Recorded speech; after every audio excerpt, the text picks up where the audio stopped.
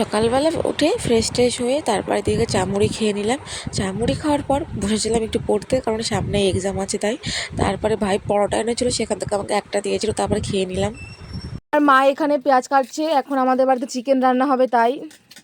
দুপুরবেলা ফুচকা বানাবো তাই ফুচকার পাঁপড়গুলো রোদ্রে দিচ্ছিলাম। নমস্কার সবাইকে, আমি পূজা। আমার একটা নতুন ভিডিওতে তোমাদের সবাইকে ওয়েলকাম। তো আমি তো এখন থেকে বলেছি যে ডেলি ব্লগ দেবো, মানে মিনি ব্লগ হোক বা যে ব্লগই হোক না, বড় ব্লগই হোক না কেন। তো আজকে মানে একটা বড় ব্লগ হতে চলেছে, কারণ আজকে যাবো বিকেলবেলা রথের মেলায়। আর এখন বাড়িতে রান্না হচ্ছে চিকেন, আর আমি বানাবো ফুচকা। তো আজকের ভিডিওটা স্কিপ না করে পুরোটা দেখতে থাকো, আশা করি ভালো লাগবে।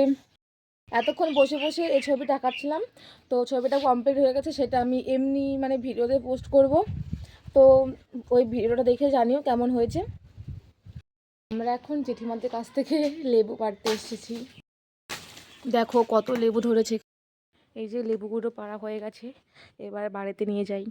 এইদিকে মা টক জল আর ফুচকার আলুটা রেডি করে রেখেছিল, তারপর আমি ফটাফট গ্যাসে ভেজে নিলাম ফুচকাগুলো।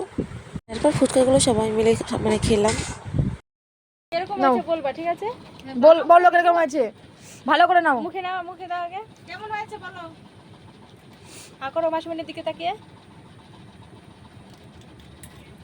হ্যাঁ, কামড় তো ভেঙে দাও, নখ দে। হ্যাঁ, কিরকম হয়েছে এবার একটু বলো। এবার বলো কিরকম হয়েছে, বলো খাইবে দেখে। কেমন হয়েছে বলো। খুব টেস্টি হয়েছে। মামা বাড়িতে ঘুরতে আসলাম, মাসিমণির বাড়িতে। বলো কিরকম আছে, ভালো আছে? ভালোভাবে বলতে হয়। হাত দিয়ে দেখাও। হ্যাঁ হ্যাঁ খাচ্ছি। হ্যাঁ, হ্যাঁ হ্যাঁ, খাও খাও। ভালো হয়েছে। আগে না। আমার দিবি না? ভালো আছে? খুব ভালো। হ্যাঁ হ্যাঁ। এই যে আরেকজন।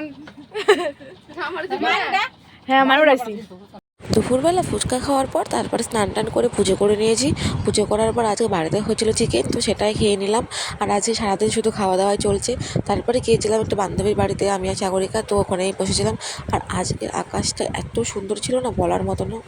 আর আজকে বাড়িতে চিকেন হয়েছে, সেজন্য ভাই বলছে বিরিয়ানি খাবে, বাট বিরিয়ানির চালটা বাড়িতে ছিল না, সেজন্য এমনি চাল দিয়ে বানিয়ে দিয়েছে। আর আমাদের বাড়িতে চিকেন হলে বেশিরভাগ টাইম বিরিয়ানি হবেই। তারপর রেডি হয়ে এদিকে টোটোতে উঠে পড়েছি রথে যাওয়ার জন্য। আর এদিকে চলেও এসেছি আমাদের দেবীপুরের রথের মেলায়।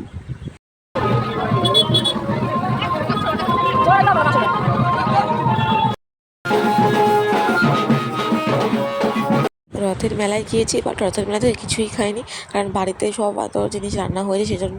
আর মা এদিকে মানে জলের মানে ড্রামগুলো কিনছিল, আর এদিকে দেখো কি সুন্দর টেডি বিয়ার দেখছিলাম, তো আমি একটু ভিডিও করে নিলাম।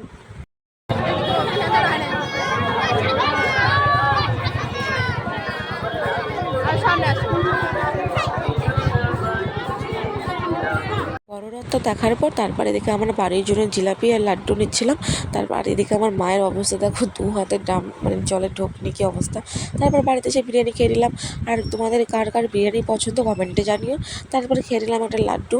আমি বেশিরভাগ মিষ্টি খাই না, বাট লাড্ডুটা ভালো লাগে। তো আজকের ভিডিওটা এখানেই শেষ করছি। ভালো লাগলে অবশ্যই লাইক কমেন্ট শেয়ার আর চ্যানেলটা সাবস্ক্রাইব করে দিও। আর যারা ফেসবুক দেখছো অবশ্যই ফলো করে দিও। বাই।